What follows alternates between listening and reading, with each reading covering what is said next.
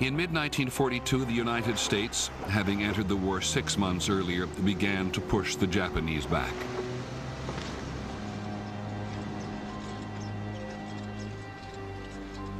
The military controlled the press, and they didn't tell us the truth. And we are told that we are winning, but somehow it sensed we are not winning, you see.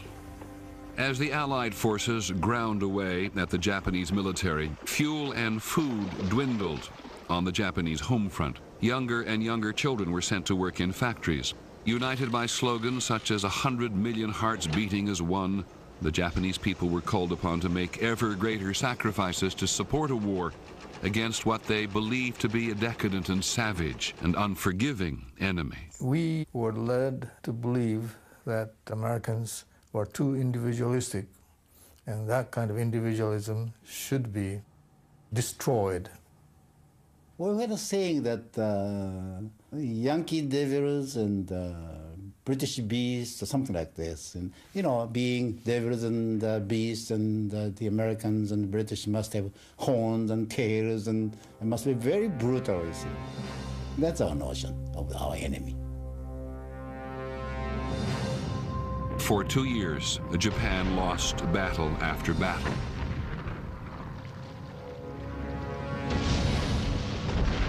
In June 1944, American forces invaded Saipan, only 1,500 miles from Tokyo. Obeying orders to fight to the last man, the Japanese troops were annihilated.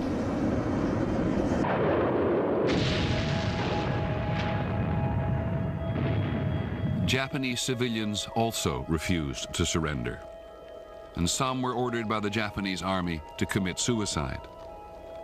The civilians on the island, they had been told that we were vicious, terrible people, that we would rape their women and murder them and so on. They were so convinced this was true that they finally got up to the cliffs on the north end of the island, and we saw them by the hundreds jumping into the ocean, to the rocks down below, carrying their children with them sometimes.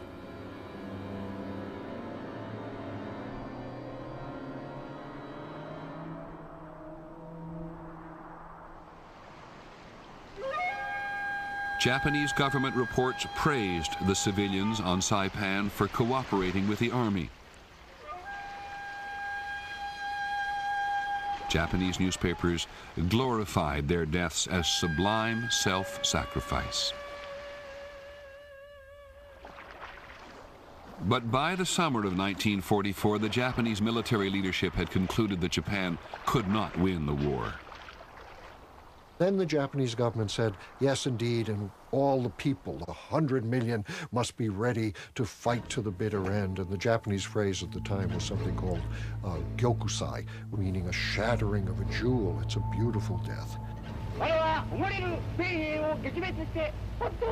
Now, crazy people, crazy militarists said, indeed, this is our honor. If we are all extinguished, so be it. For the average citizen, what choice did you have? A command given by a military superior was to be regarded as a command given by the emperor. The emperor was to be regarded as a living god. We were supposed to die for him. We were not supposed to question his authority in any way at all.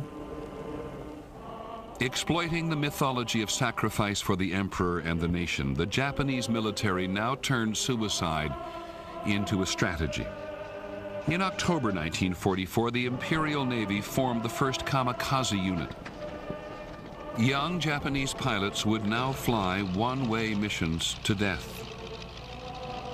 Ralph Sakamoto trained as a kamikaze pilot. Several of my classmates actually did go on a one-way mission. The members of the squadron who were not flying would line up alongside the airfield to wave off the aircraft which was taking off.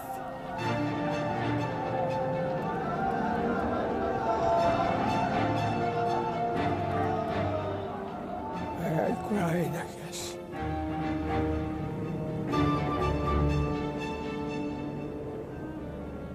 prayed for them.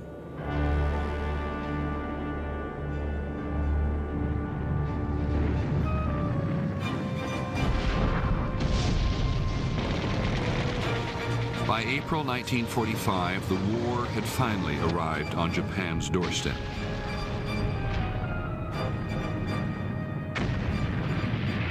Okinawa, only 340 miles from the Japanese mainland.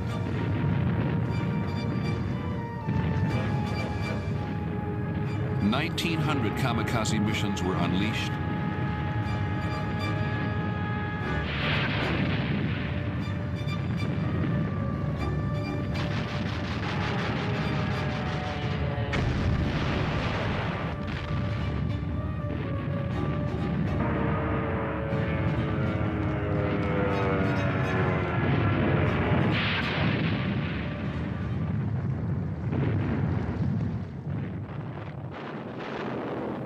To defend the island, 15-year-old students were used as human landmines.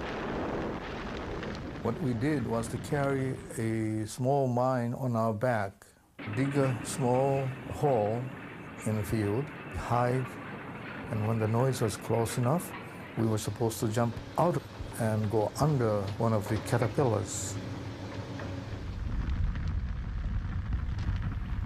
The Battle of Okinawa lasted for nearly 3 months.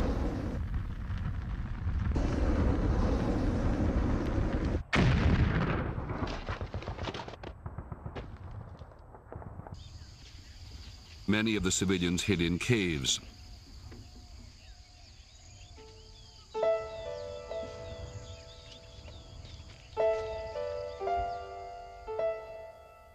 Tomiko Higa was 6 years old. She was separated from her family and wandering alone. In one cave, an old couple made her a white flag and urged the child to surrender.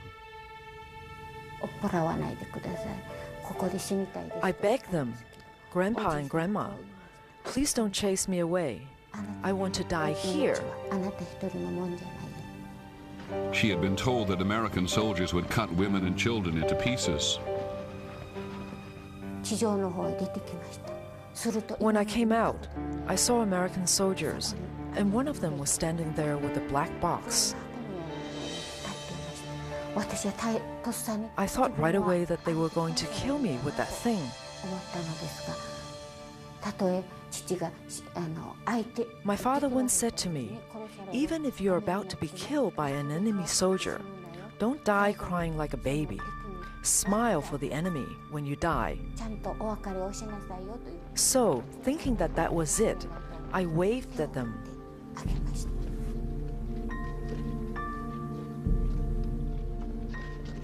But why does the soldier look so kind when he's about to kill someone?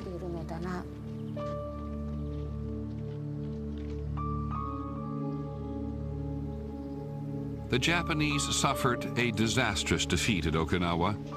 The Japanese High Command then issued orders for an all-out mobilization at home, a final desperate push to save the nation. It's true that 100 million people are being mobilized and ready to perish, you see. Looking back, what a terrible idea, asking the whole population to perish for any cause, you see.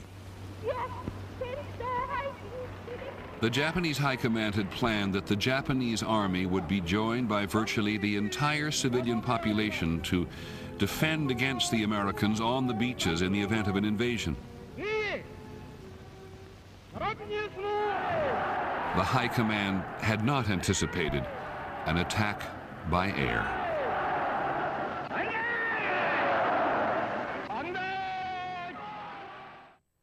In the course of the Second World War, Having dealt a death blow to Nazi Germany, the United States now prepared its final assault on Japan. The aerial campaign began with the bombing of factories and military installations. In March 1945, Tokyo itself was selected as a target. We received an astounding briefing that just took everybody by surprise. I remember distinctly that there was a loud, audible gasp that went up from the crew as they realized we were going over Tokyo at 7,000 feet, not 27,000 feet. This is the most heavily defended city of Japan.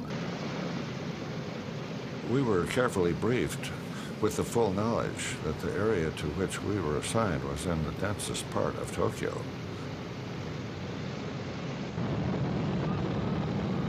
The planes were stripped of their guns so that they could carry the maximum bomb load of 10 tons.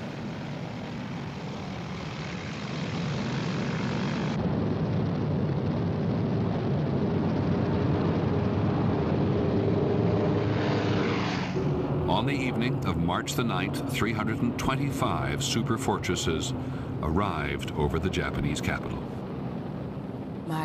All of a sudden, the blast from airplanes came over like a roar. It shook the windows and made a sound.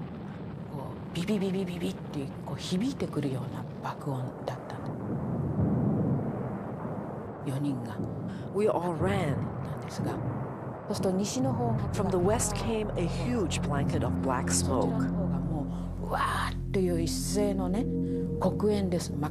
When we penetrated that cloud, we ran into these very strong odors that seemed like it had to be associated with a terrible tragedy. And I just describe it as the smell of death. I saw my mother trip. Her hair stood on end and she screamed.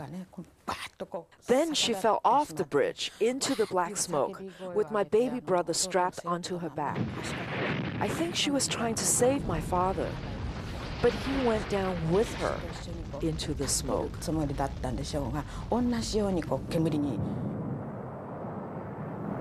After we dropped our bombs, I could look right down upon the city burning below us. It looked like a part of Tokyo had dropped down into hell that night. In one night, American firebombs killed 80,000 civilians. Tokyo was only the beginning. 65 more Japanese cities would be bombed in this fashion. Japan was being pulverized. It was only a few years earlier that Americans said, this is barbaric. Coming to the position that we must systematically bomb civilian populations to end the war, and that this is proper and appropriate and even moral, is an extraordinary moral and psychological journey, and in my view, a journey toward hell. On August the 6th, 1945, one plane and one bomb over Hiroshima.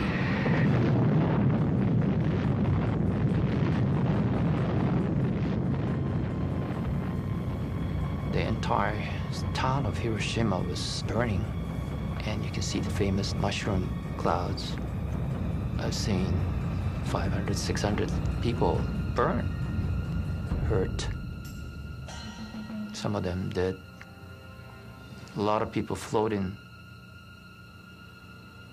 in the river. Some of them swimming, some of them dead. Our main street was turned into a showcase of human cruelty. If the blast hit you directly, your eyes popped out. And people are walking around, holding their eyeballs like this. Young children, it could be maybe first grade or kindergarten student, calling mommy, mommy, mommy. Then the teacher said, be patient, the mommy come after you. The next day morning, all the children dead. I still in here have a clear picture. It's such innocent little children. I walked through the hell. I actually took a step through the hell and returned. August the 9th, a second plane, a second bomb.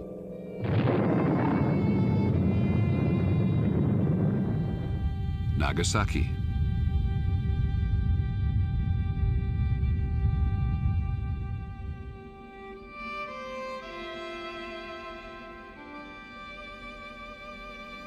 In the two atomic bomb attacks, nearly 200,000 Japanese were killed.